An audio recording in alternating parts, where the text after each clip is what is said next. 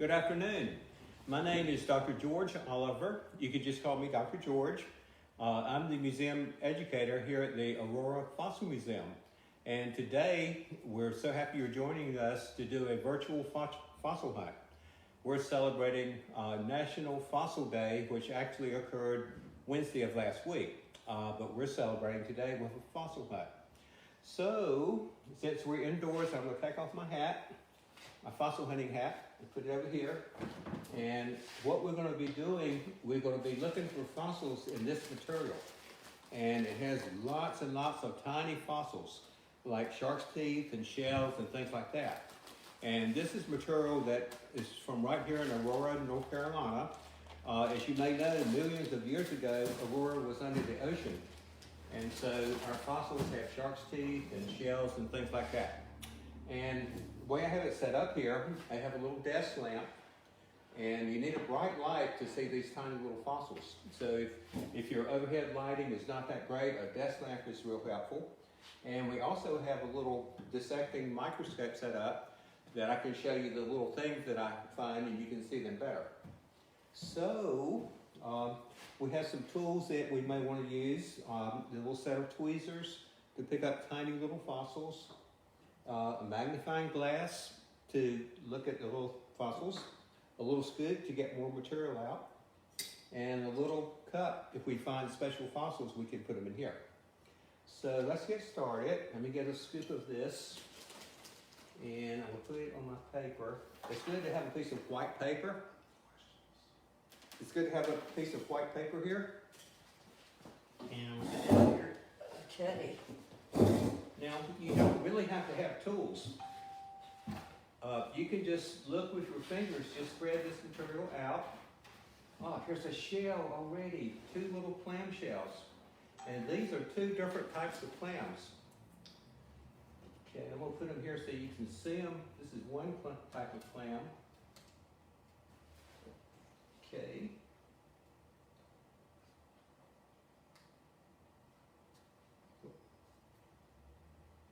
Now you might say, what is a microfossil? Well, basically, micro means small. So these are small fossils. By definition, small would be anything less than 4 millimeters. 4 millimeters is a little less than half of a centimeter, or about 1/6 of an inch. So that's one type of clam. And here's another one.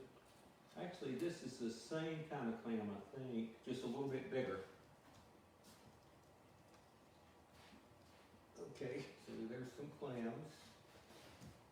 Of course, back when the ocean was here in Aurora, there were lots and lots of clams in the ocean. And after I find fossils, I'll put them over here. Okay, let's look a little more. I see lots of little rocks in here. Okay, little rocks.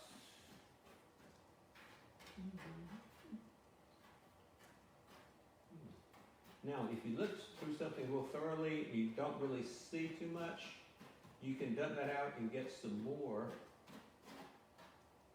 Okay. So I see there's a tiny, tiny little tooth. It's so tiny, I think I can hardly pick it up. It must be about 1 millimeter or 2. See it right there. So that's a tiny, tiny little shark's tooth. Okay, so let's put that in for fossils. Okay.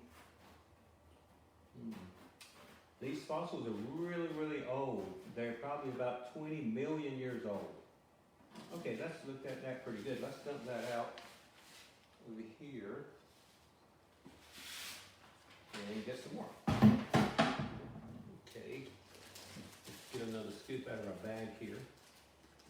As you can see, with these bags, you could spend a lot of time doing this. So it's a good thing to do when you have some time. You could work on it for maybe an hour or so, and then come back the next day and work some more. And usually what I do, after you look through it, just save it. And the next time you look at it, if you look at it again, you may find even more things. Okay. Lots and lots of little rocks. Now, let me show you another thing we use sometimes, and I'll talk to you more about this later. This is called a screen or a scepter. And what this is, it's made of wood, and it's a screen wire in the bottom that has tiny, tiny little holes in it. So this is a special type of screen for looking at really small things. So this time, I'm gonna take my scoop and put a scoop in there. And what this does, it removes the tiny, tiny rocks and dirt. You kind of shake it like this with a big rock. Okay, now I can see things better. Look at this. This is a pretty good sized shark's tooth. It looks like it's probably maybe a bull shark. Let me just put it right here. This is much bigger than the other one. Okay, that's a pretty good sized one. It's still got some dirt on it, so it's not quite as, after you find all your fossils, you can wash them and then it'll be nice and shiny. Right now it's kind of dirty, but you can see it has a shape of a shark's tooth, which is basically like a triangle shape. Speak louder. Okay. Oh, before I forget, I want to introduce my technical assistant and the leader of this program, Mr. Andrew Dici. Thank you, Andrew, for being here. Hi, yes, I might speak off camera, but I'm here to ask some of the questions that you guys put online, and I'll be glad to vocalize them for you. But please just keep it to questions. Okay, I just found a pretty little tooth, and this looks like probably a little bull shark. Let's put it right here. This is tiny. It's probably maybe 2 millimeters. And this one you can see the definite shape of a tooth. This is the point or the crown of the tooth, and down here at the other end is, of course, the root of the tooth, the root and the point. So you see it has that basic triangle shape, and this material has not been washed. And if you wash it, which you can do, if you want to wash your fossils, what you do is put them in the screen and run water over them, and that washes all the dirt off, and then you can actually see the color of the teeth. Right now it's real dusty and dirty, so you mainly just see the shape of the tooth. But that would be a real pretty black tooth. And I'm going to show you here what the screen did. See, these are the little rocks that are left, and I removed all this dirt. All this dirt was in that same little scoop. So by getting rid of the dirt, then you can see the fossils a little better. Don't put this in the trash can. Don't put this on your mother's floor. Put it in the trash can. So, let's get another, so we'll pour this out. And let's get another scoop. Dr. George, I have a question here. Okay. Is it true that archaeologists use dinosaur waste to figure out what they use to eat? Yes, yes. Now actually, an archaeologist is a little different. Archaeology is the study of ancient or other civilizations. For example, the study of the Native Americans, and what we're doing is called not archaeology, but paleontology.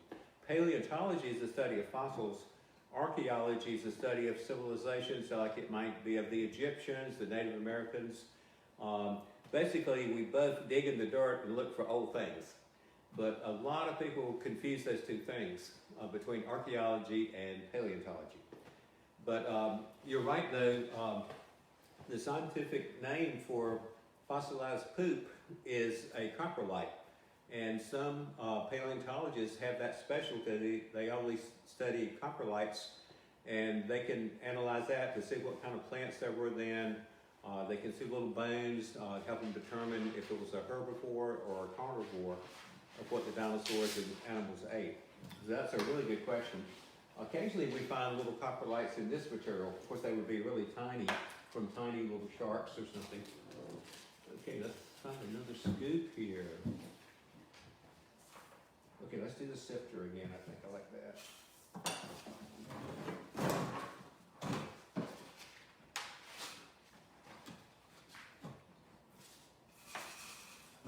One nice thing about this is that it's something that's done inside. So you can do it on a rainy day or a really cold day if you don't want to go outside.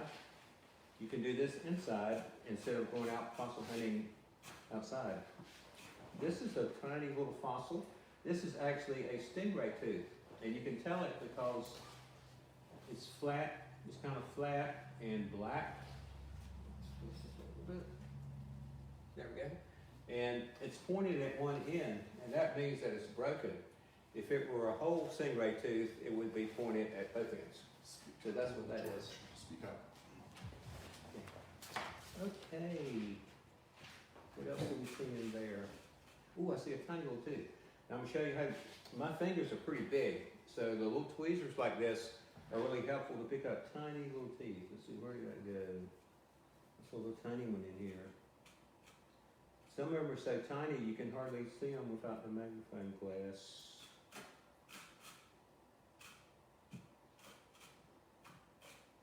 Whoop, I don't see it now. Here's something else. Dr. George, another question. Okay. Where do fossils come from? Okay, where do fossils come from? A fossil is something left behind by an animal or plant or even a bacteria, some living thing that lived long ago. And so long ago, if an animal died or a plant died and its bones or its teeth or any part of it got buried really deep so nothing could destroy it or eat it or anything like that, over thousands or millions of years it would become a fossil. And so fossils come from living things that lived long, long ago, and some part of them got preserved and that we can find later. So it comes from animals or plants that lived long ago, and long ago is usually defined as over 10,000 years ago. So if you found a woolly mammoth skeleton or a woolly mammoth that was frozen in the ice, if it's been extinct for 10,000 years, so that would actually be a fossil. It would be a frozen fossil. Okay, that little shark's tooth has escaped me, but I see a tiny little thing here, a little white thing. Let's see what that is. So tiny. Okay. It's like a little white rod. Okay. There. You can't see it too good because it's dusty, but it's part of a sea urchin spine. The sea urchin spine is kind of a long white thing. It looks kind of dark, but it's actually kind of white. So that's my fossils. Okay, let's see. Let's dump that out and get some more. There's the dirt. There's a scoop. If you don't have a scoop, you can just use a spoon or your hand or anything like that. These little scoops work pretty good. Oh my gosh, look at this one. That's a huge tooth. Sometimes bigger things get in with our little microfossils. This is a lucky find today. Wow, this is a snaggletooth shark. This is a, oh man, you can see it already, I bet. See that? Yeah. Okay, let's put it under the microscope. Oh my gosh, it's huge. Okay, this is called a snaggletooth shark because it has a really rough edge. You can see how it's got the really rough edge. That's called a snaggletooth shark. And you can tell that it's from the lower jaw. It's a lower snaggletooth shark. Okay, so that's a really nice one. I'll put it over here with my fossils. It's lucky to find one that big in this type of material. Okay, let's see what else we can find. That's a really good find in that little box full. Dr. George, another question. Okay. Where can we find fossils near us? Where do you live? Greenville. Greenville, okay. Well, Greenville is not too far from the museum. I think it's about an hour drive, probably, a little more than an hour. So you can drive to the museum here in Aurora, and we have piles of material outside the museum that you can hunt for fossils. Also, Greenville itself is a pretty famous fossil place. I don't know if you've heard of Greens Mill Run. Greens Mill Run is a creek that runs all the way through Greenville, and it comes pretty close to Elm Street Park. So a lot of people go to Elm Street Park and they go down to the creek and they wade in the water and look for fossils there. And you can find shark's teeth and whale bones and things like that. So depending on where you live, most places have fossils of some kind. Petrified wood is very common in a lot of different places. So where you live will determine how close you are to fossils and whether you can find them close to you. Everybody wants to look for dinosaur fossils, but there are no dinosaur fossils in this area. Our fossils aren't that old. You usually have to go out west, the western part of the country, to look for dinosaurs, like Colorado and Wyoming and Montana, Utah, places like that. Oh, here's a little piece of a shell. There's another shell. There were lots and lots of shells in the ocean. This is a tiny little oyster shell. See that? It's much too small an oyster to eat, but it's definitely an oyster shell. And this is a piece of a scallop shell, which was a pretty good sized shell, but we only have a little piece of it left. A scallop shell, you can tell because it's got ridges. Those little lines going across are like ridges on the shell. So that's a scallop shell. Okay. Oh, there's a tooth. Let's see. I think it's a little lemon shark. Oh, missed it.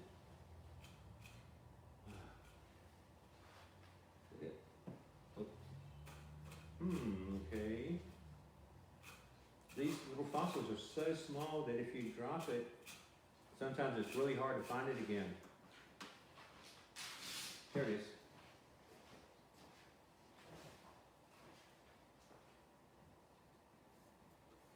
Okay. See, it's got a perfect shark tooth shape. A nice little three-pointed triangle. So that's called a lemon shark. Okay, let's see. I'm just going to leave it on there so you can look at it while I'm looking for something else here.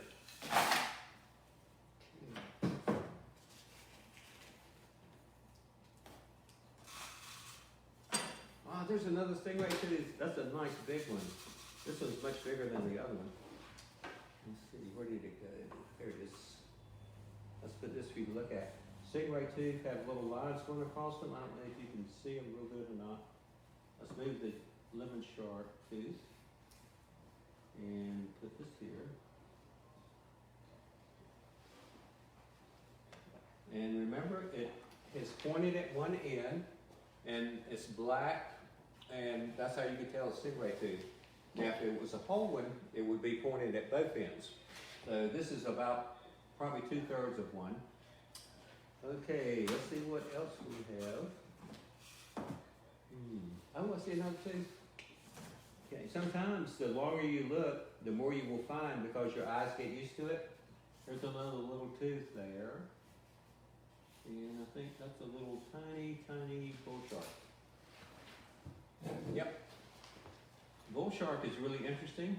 The bull shark is the shark that's most likely to bite people. Okay, so if you got bit by a shark, the bull shark would be the most likely one that might bite you. It's really rare though to get bitten by a shark. They say if you go to the ocean, you're more likely to get struck by lightning than to get bit by a shark. And the most oftentimes that people get bit by sharks is early in the evening. So the sun's going down, it's starting getting a little bit dark, and your mom says, time to go home now. Don't say, no, I want to stay longer, because that's when the sharks come out, just before nighttime. Okay. Bull sharks are also interesting. Bull sharks can go into fresh water. So they might go up into a river or a stream or anything like that. Dr. George, another question? Okay. How often do sharks lose their teeth? Oh, pretty often. Sharks' teeth break off and they fall out pretty easily because the shark skeleton is cartilage. And so the shark's teeth are not in solid bone like our teeth are. And so sharks lose a lot of teeth. In fact, during its lifetime, a shark can actually have thousands of shark's teeth. And so that's why we find many shark's teeth. As you can see, I've already found probably 6 or 8 shark's teeth, no whale teeth, no dolphin teeth, no walrus teeth, because all those animals are kind of like us and they have one set of adult teeth. And so you hardly ever find them, where sharks keep shedding their teeth, breaking off teeth, growing new teeth their whole life. So there are lots and lots of shark's teeth. Okay, well, this has really been fun. Now you can see let me show you this bag here. started with this big bag, and it looks exactly the same. So you can see that I was here for about a half an hour, and I only looked at this little bit, and I probably found about 10 or 12 fossils already. So it's really a great way to spend some time. Let's see, are there any more questions? There isn't, but you know what? I think we have a little bit more time to just go a little longer, and then we'll wrap it up in about 10 more minutes or so. Okay, you can go a little longer? Go through a little bit more Okay, material. sure. Yeah, let me look and see what else I found here. Okay.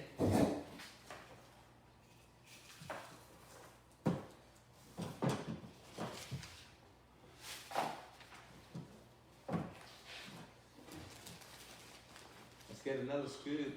You never know what you're going to find in that next scoop, so it's really fun to look. Okay, let's shake out the dust and see what's left. Okay.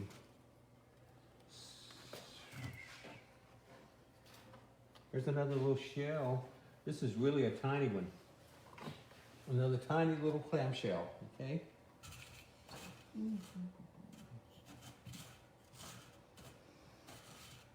I'm so glad we have more time. I thought we were out of time. I can do this for hours and hours. In fact, sometimes I'll go shark tooth hunting and I'll stay all day long because it's so much fun. Okay, you can get a closer look of what we're looking at here. There's lots of little rocks, but all among the rocks, and this is all the dirt that came out. So you can see if you can shake this dirt out, then you're more likely to find the fossils. And here's all the fossils we found so far. There's your stingray tooth, your big snaggletooth shark, your little big bull shark, a little bull shark. There's the lemon shark. And these are all clams. And this was the part of the scallop shell. And this is a tiny, tiny little oyster shell. You can see on the inside, it looks kind of like the inside of an oyster shell. And there is the sea urchin spine. It's broken in half, but you can see how little it is, and it's white if you wash it. And of course, all these fossils can be washed. Once you get through fossil hunting, you can go and wash your fossils. Okay, these are some of the little tools that we're using. This is the scoop. The scoop is here. These are the tweezers. You can see you can pick up a tiny little piece of dirt with these, see? Or a tiny little tooth. And this is the magnifying glass you can look at to see these teeth up close. And that helps to see them better and see what kind they are. And we also have this is a nice little cup. And after you find your fossils, you can put them all in this little cup, like this. And the neat thing about this cup is it's got a magnifying glass on top. So you put the top on, and then you can look through and see them even better. This magnifies them. So that's a great way to collect your fossils. Just keep going through some material, and Okay, we'll see if we can get some more questions going. Okay. Get another scoop here.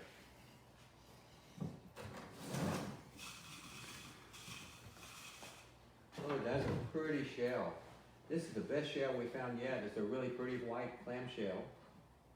Look, I'm gonna move that tiny one. You can see how much bigger this one is. Oh, nice. You can see the little rings around it. And the size of that, this microscope has a little measuring thing, and it's about 1.5 centimeters. It's 1.5 centimeters wide. So that's a pretty good one. Actually, technically, that wouldn't be a microfossil because it's more than 4 millimeters. Dr. George, we have a question here. Okay. What is the biggest fossil ever found? The biggest fossil ever found. Well, probably times that they have found whole skeletons. Occasionally, they'll find a whole skeleton of a dinosaur, which would be huge. I mean, it might be 40 or 60 feet long. If it was an apatosaurus or something like that. If they ever found the whole skeleton of a whale, that would be huge. Also, sometimes they find whole tree fossils, which would be huge. I can't really say which one of those was the biggest ever, but some fossils can be huge if they came from a huge tree or a huge animal like a whale or a big dinosaur. So, I have another question here. okay. What is the year that these fossils still existed? So basically, when did these animals live? These animals are about 20 or 25 million years ago. And the reason we know that is because they were dug from way deep in the ground. They were about 100 feet deep in the ground. And it took about 20 million years for them to be covered up with dirt from when the ocean used to be here. And so when you find a fossil, usually the deeper it's buried will tell you how old it is. Now an exception is if you go to the beach and you find a shell or a shark's tooth, you don't really know where it came from. It was in the ocean and the ocean washed it up on the shore and you found it. It might be 1 million years old, it might be 500 years old, so it's hard to tell. But these fossils, we know they're about 20 million years old because they were found way down in the ground. Okay, we have another question. Okay. What is the smallest megalodon tooth size, or basically what's the smallest one we found about? You can find really tiny megalodon teeth. even the big megalodons have big teeth in the front, and as you go back toward the back of their mouth, they have little teeth. So you might find a tooth that's only 1 centimeter long that's from a big shark. And we also find baby megalodon teeth that are that small or even smaller. The smallest megalodon teeth I've ever found was way less than a centimeter. It was probably like 4 millimeters or so, 4 or 5 millimeters long. And it was probably from a baby shark because the big sharks, even their teeth in the back wouldn't be that small. So the really tiny ones are from tiny animals or maybe baby animals. One more question. Okay. What is your personal favorite fossil that you've ever found, and where did you find it? Well, I really like the megalodon teeth and other shark's teeth. Some of the shark's teeth are really rare, like the cow shark teeth that I found here. This is one of my favorites. This is a big shark's tooth. It's a mako shark tooth that I'm wearing today. And that's one that I found in this same type of material. So I guess the shark's teeth now are my favorite fossils. I also have some fossils that my daddy collected many years ago, plant fossils from up in Illinois, and those are some of my favorites too. Okay, we go back we can do a few more minutes of material, and That's then great. Okay. we'll wrap it up Let's see. soon. All right. Let's see what's in the next. Oh, there's a shark's tooth, and you can see it's really easy to miss something. So what I tell people is, as you can see, I've been throwing it in the trash can because I could always get it out of the trash can. But after you go through this material, if you just save it and you wait a week or two and go through it again, you'll probably find more fossils. But here's a nice shark's tooth in here. Where is it? That I almost missed. There's a little one. I can see a couple in there. Let's get that one.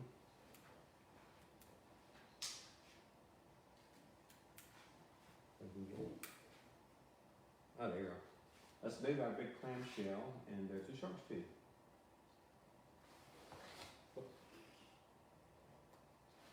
There you go. So there's one, and I saw another one. There's one. This one's even bigger. And this is a nice little tiger shark. You can tell the tiger sharks because they're kind of slanted. And I almost missed these. That's a good size one. Okay, now we'll dump it out. Okay. And there's our dirt. Okay, let's get another one.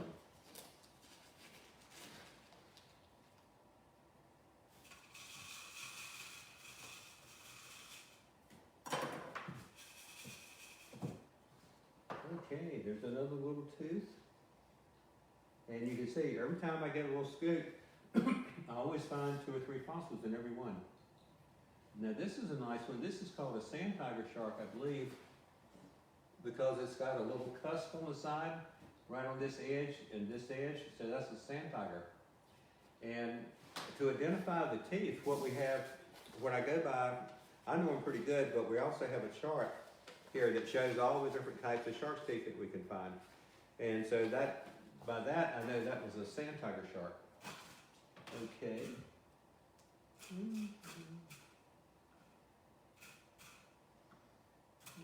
Okay, let's take it. Let's take another look. Another scoop.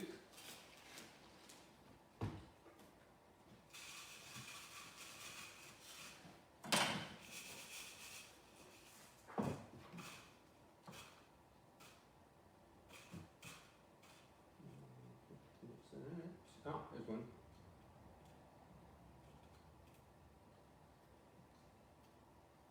There's another shark's tooth. Another little bull shark. Okay. Ah, here's something. This is a different kind of shell. This is called a marginella shell. And you can see it looks very different from the clam shell. There's lots of little shells. There you go. Called a marginella. Okay.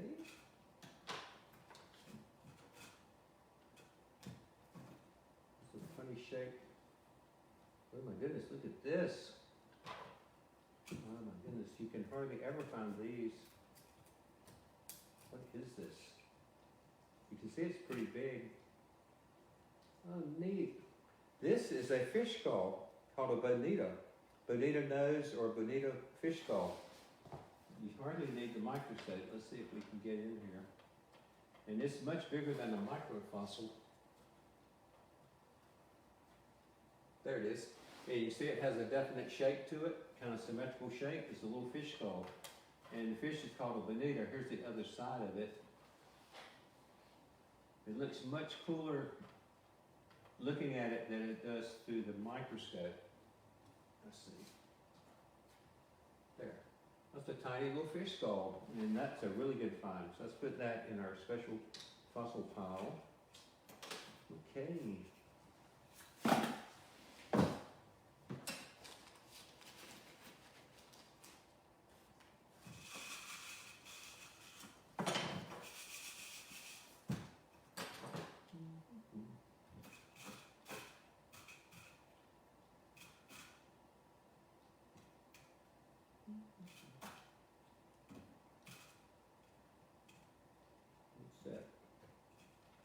I bet you recognize what this is. I believe it's kind of square shape or rectangle shape. So what have we been seeing that's rectangle shape and black? It's part of a stingray tooth. Now this is a part of the stingray tooth right in the middle, so it's not pointed, you don't see the two pointed ends. And so it had a pointed end on one side and a pointed end on the other side. But that's a pretty good sized stingray tooth. Dr. George, we have a question. Okay. A person who's following along found a white tooth in his matrix and was wondering what that meant about the tooth. Well, the color of the fossils is determined by what type of chemicals are there when they're fossilized. All sharks' teeth start out nice and white, like our teeth, when they're alive, when they're new. And then they turn different colors. Aurora, which is where you have the material, I guess you have the same material that I do. Aurora has a lot of limestone from the ocean. And so the limestone environment tends to turn the teeth a real light color. Whereas if you found a shark's tooth in Greenville, like in Green Mill Run, it would probably be black. So the color of the teeth is determined by that. So evidently that tooth, we know it's not a modern tooth because it's millions of years old, but it's white because when it became a fossil, the main chemical there was limestone. And so that turns things kind of whitish or light colored, just like the, just like the modern teeth, but it's a fossil with the limestone effect. Okay, so probably that's why it's a lighter color. Another theory is sometimes if you find one white tooth and all the rest of the teeth are darker, one theory is that tooth was swallowed by a shark. The shark swallowed its tooth, and the acid in the stomach of the shark turned it white. And then when it came out the other way, it was white.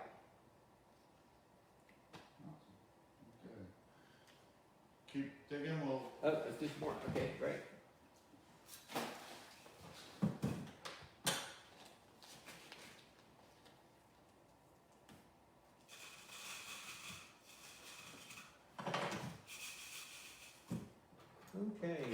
lots of rocks in this one. Here's a shell. There's another tiny, tiny little clam. And when you're looking at your fossils, remember that shark's teeth are not the only fossils. The little shells are also fossils. The stingray teeth, fish teeth. There are lots of other fossils besides just shark's teeth, and all of them are very interesting and very cool. Okay.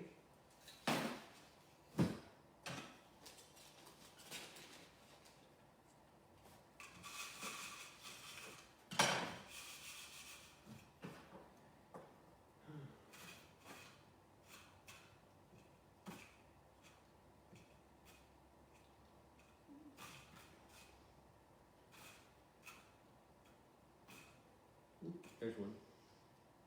There's a really cool little shark's tooth. I think it may be a tiny little silky shark.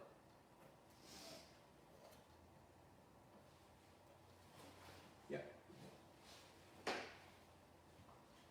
All the shark's teeth from the different kinds of sharks have different shapes. And so it's mostly by the shape of the tooth that you identify what kind of shark it was from.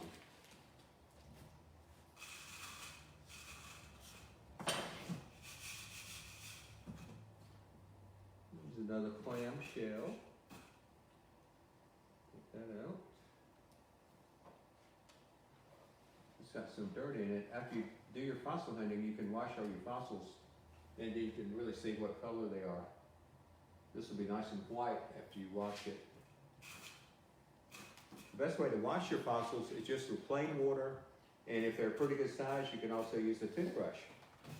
You don't need toothpaste, just the toothbrush. Okay, and some nice cold water. Okay. Okay, well, this has really been fun. I know we're kind of running out of time. I was looking at the wrong clock for a while ago, so I was really glad I was wrong and got the fossil hunt a little while longer than I thought.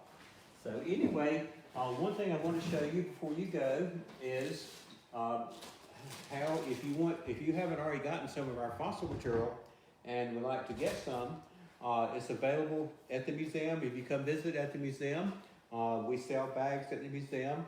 You can also order it online. Just go to www.Aurora.Fossil.Museum.org and look at our gift shop. And we have 3 options that you can buy. If you can see here, our basic Fossil Hunters kit has 2 big bags of this same material that I've been looking in.